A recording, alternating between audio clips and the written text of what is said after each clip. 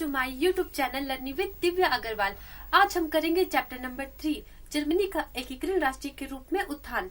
आज मैं आपको 1830 और 48 की क्रांति के बारे में बताऊंगी।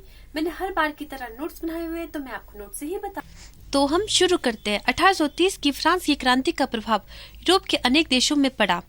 जर्मनी भी इससे अछूता न रहा। वैश्विक खींच हेनरो बवेरिया नुरेम्बर्ग के शासकों ने 1815 ईस्वी का संविधान लागू किया। प्राशा और ऑस्ट्रिया को छोड़कर सभी जर्मन राज्यों में वैध शासक की स्थापना हुई। प्राशा, ऑस्ट्रिया और रूस के प्रयासों से उदारवादी आंदोलन को कुचल दिया गया।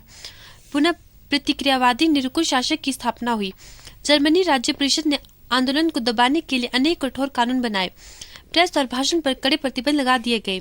विश्वविद्यालय पर कड़ा नियंत्रण रखा गया तथा विद्यार्थियों को संघ बनाने की मनाही कर दी गई। अनेक देशभक्तों और राष्ट्रवादियों को कठोर दंड दिए गए। हजारों देशभक्तों को बंदी बना लिया गया। जर्मनी के विभिन्न राज्यों के शासकों को वैध शासक समाप्त करने के लिए विवश किया गया। थोड़े समय के लिए राष्ट्रता की लहर दब गई थी, लेकिन जर्मनी के निवासी राष्ट्रता से प्रभावित हो चुके थे। उनमें क्रांति की आग धीरे धीरे सुलगने रही थी। शीघ्र ही ये आग 1848 ईस्वी में भड़क उठी।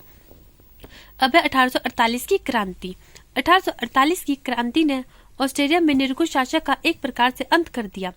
मैटरनिक का पतन हुआ, जो जर्मनी के एकीकरण का मुख्य शत्रु था।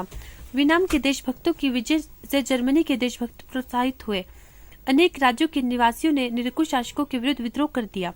शासकों को उदार संविधान लागू करने के लिए बाध्य किया गया। अनेक राज्यों में उदार संविधान लागू किया गया। भाषण और लेखन से भी प्रतिबंध समाप्त किए गए। 1848 की क्रांति ने लोगों को एकता तथा संगठन की भावना उत्पन्न की और राष्ट्र की भावना को जागृत किया। आज के लिए इतना ही। Thank you.